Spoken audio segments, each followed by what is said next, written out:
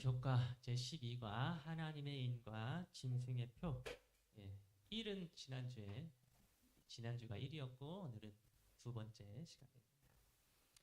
먼저 우리 이번 주 교과의 기억절 요한계시록 13장 10절에 있는 말씀을 이렇게 다 같이 읽도록 하겠습니다. 요한계시록 13장 10절에 있는 말씀입니다.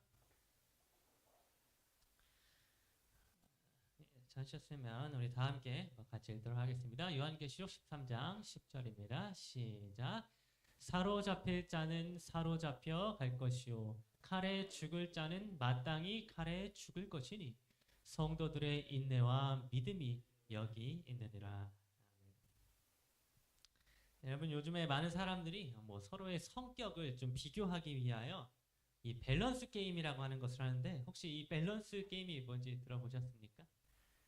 이 밸런스 게임은 무엇인가 하면 딱 두 개의 선택지를 주고 그 두 개의 선택지 중에서 하나를 선택하는 그런 게임입니다.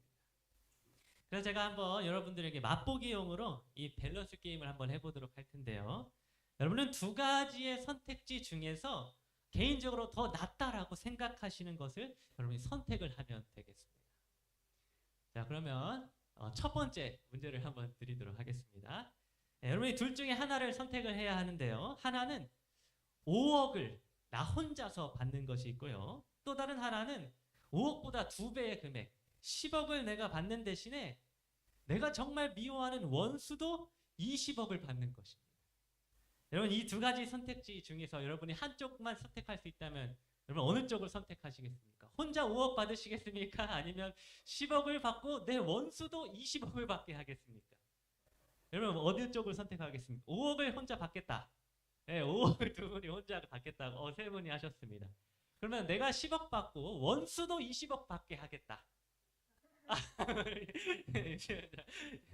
장로님이, 이재성 장로님이 원수가 받아도 상관없다. 이렇게 선택을 하셨습니다. 자, 그럼 제가 두 번째 질문을 드리겠습니다. 두 번째는 평생 떡만 먹기 이거랑 평생 빵만 먹기, 이 두 가지가 있습니다. 여러분은 오로지 떡과 빵 중에 이 둘 중에 한 음식밖에 못 먹는다라고 한다면 여러분은 평생 떡을 드시겠습니까? 아니면 평생 빵만 드시겠습니까? 떡을 선택하실 분, 떡을 선택하셨고, 그럼 빵을 선택하실 분 계십니까? 빵. 제 아내는 빵을 선택하셨습니다. 장로님은 뭐 선택하시겠습니까? 둘 다 아니십니까?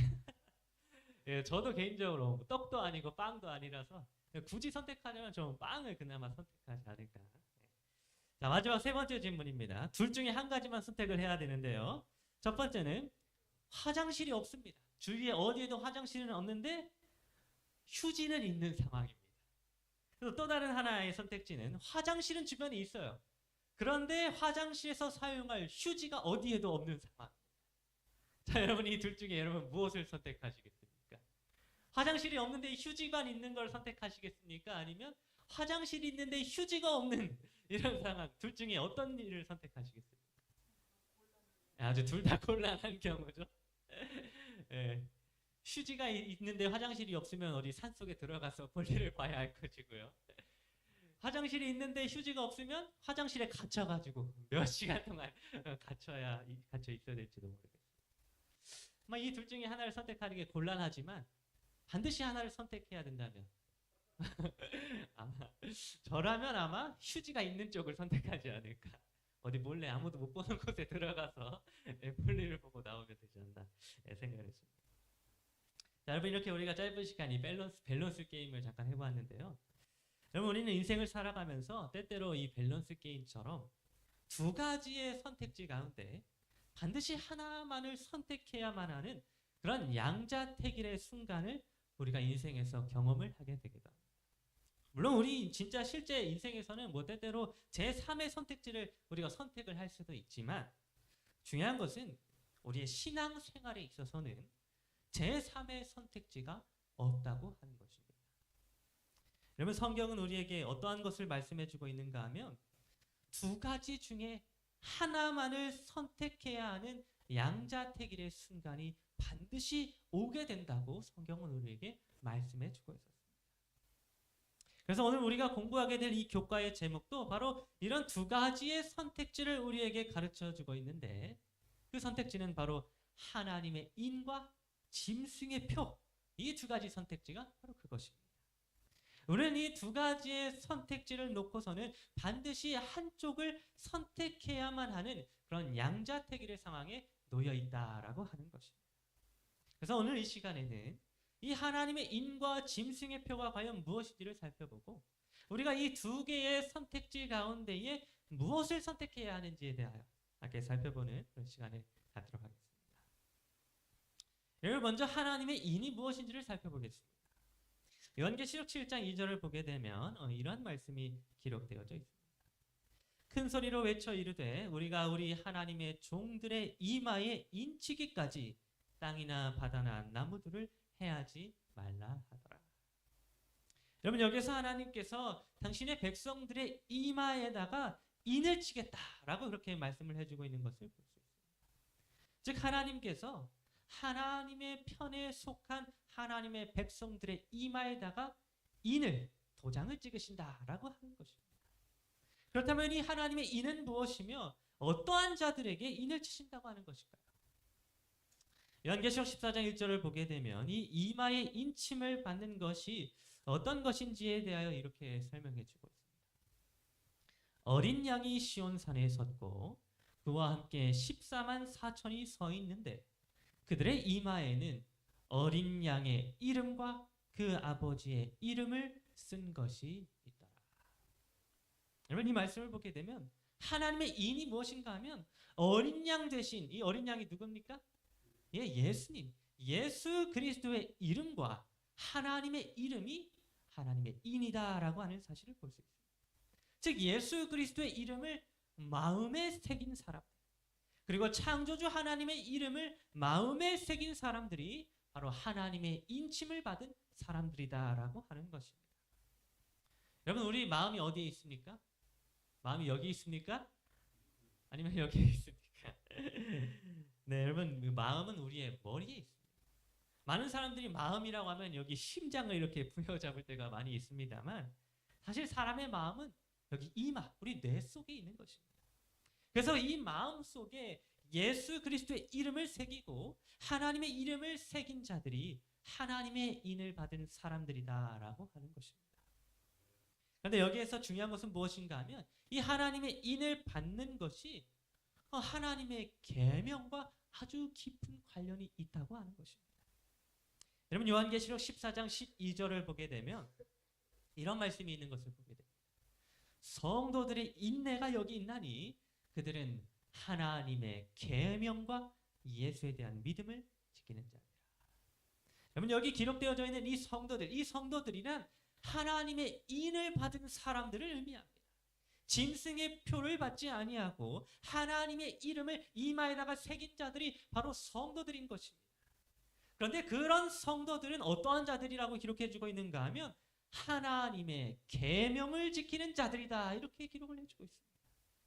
즉 하나님의 인을 받는 것이, 하나님의 이름을 새기는 것이 하나님의 계명을 지키는 것과 아주 깊은 관련이 있다고 하는 사실을 성경이 나타내주고 있는 것입니다. 그런데 여러분, 하나님의 계명, 즉 10계명을 살펴보게 되면 그 10가지 계명 가운데에 하나님의 인이 새겨져 있는 계명이 하나 있었습니다.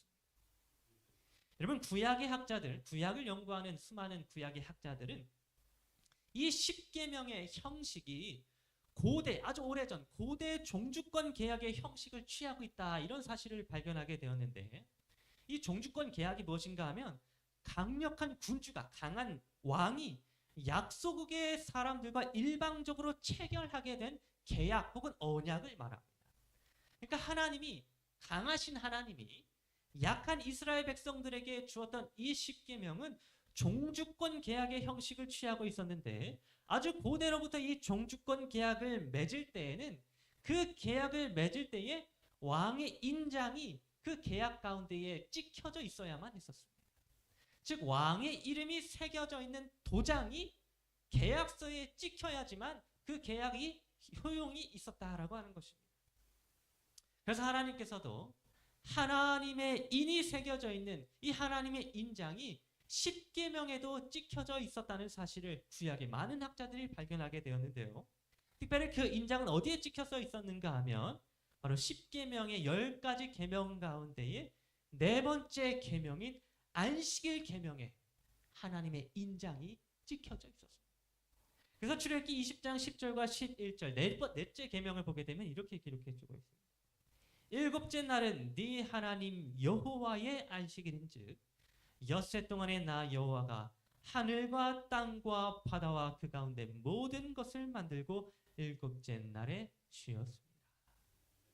여러분, 이 네 번째 계명을 보게 되면 지금 이 계명을 주고 계시는 분이 누구이신지와 또 그분의 칭호가 무엇인지, 그리고 그분의 다스리는 영역, 통치 영역이 어디까지인지를 분명하게 나타내주고 있습니다. 여러분, 고대로부터 왕의 인장에는 그 왕이 누구인지, 그리고 그 왕의 칭호가 무엇인지, 그리고 그 왕이 통치하고 있는 영역이 어디까지인지가 적혀져 있었는데, 지금 그와 동일한 형태의 인장을 지금 하나님께서 네 번째 계명 안식일 계명에다가 찍어 주셨던 것입니다. 십계명을 주신 분은 네 하나님이시며 그분의 칭호는 여호와 야훼 하나님이시며 그분이 통치하시는 영역은 하늘과 땅과 바다, 즉 온 세상이다라고 하는 사실을 지금 안식일 계명이 밝혀주고 있는 것입니다. 여러분, 만약에 하나님께서 이 십계명에 하나님의 인을 기록해 주지 않았다고 한다면 이 십계명이 누구의 계명인지를 알 방법이 없었을 것입니다. 이 십계명을 주신 이가 어떤 하나님인지를 알 방법이 없는 것입니다. 그분이 창조주인지 혹은 어디에 사는 다른 신인지 알 방법이 없는 것입니다. 그러나 하나님께서는 그분의 인을 여기 안식일 계명 속에 아주 분명하게 찍어 주셨습니다. 그러므로 우리는 이 넷째 계명 안식일 계명 속에 창조주 하나님의 인이 들어가 있다고 하는 사실을 우리가 알 수 있는 것입니다. 여러분, 안식일을 기억하여서 거룩히 지키는 것은 창조주 하나님을 섬긴다고 하는 아주 강력한 증거가 되며, 이는 하나님의 이름을 내 마음에 새겨서 하나님의 인침을 받았다고 하는 증거가 됩니다.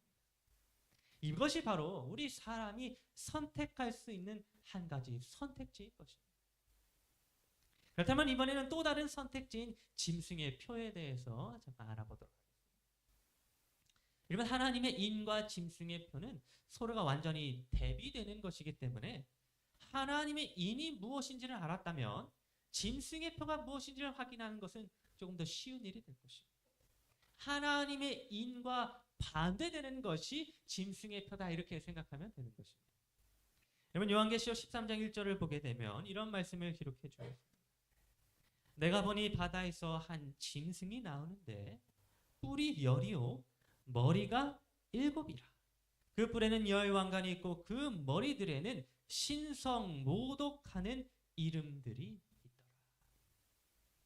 여러분, 여기에 머리가 7 달려져 있는 사진을 보면 굉장히 무섭죠? 이런 무서운 7 머리가 있는 짐승이 지금 나오게 되는데, 이 짐승의 이마에는 신성 모독을 하는 이름이 기록되어 있다고 그렇게 기록해 주고 있습니다.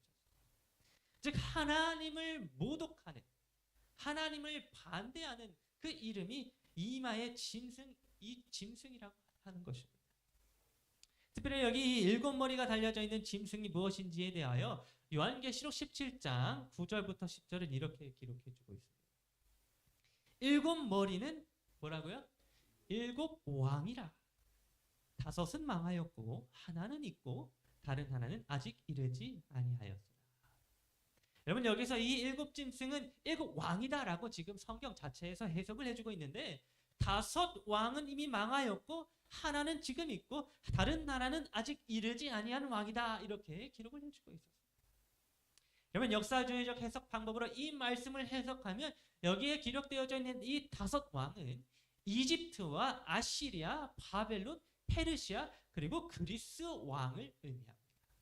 이 이집트, 아시리아, 바벨론, 페르시아, 그리스 왕은 모두 다 하나님을 대적하는, 하나님과 반대되는 세력의 왕들이었는데, 이 말씀이 기록될 시점에서 이 왕들은 이미 망하였습니다. 그리고 현존하고 있는 한 왕은 어떤 왕이었는가 하면 바로 로마 제국의 황제였는데, 이 말씀이 기록되던 시절에 로마 제국의 왕이 하나님을 대적하는 그런 왕이었던 거죠. 그리고 마지막으로 아직 이르지 아니한 7번째 왕은 로마 제국을 통하여 완성될 교황권을 의미해 주고 있습니다. 여러분, 이렇게 짐승의 세력, 그건 하나님을 대적하는 하나님의 반대 세력에 대한 내용들이 여기 이 말씀을 통하여 밝혀지고 있는 것입니다.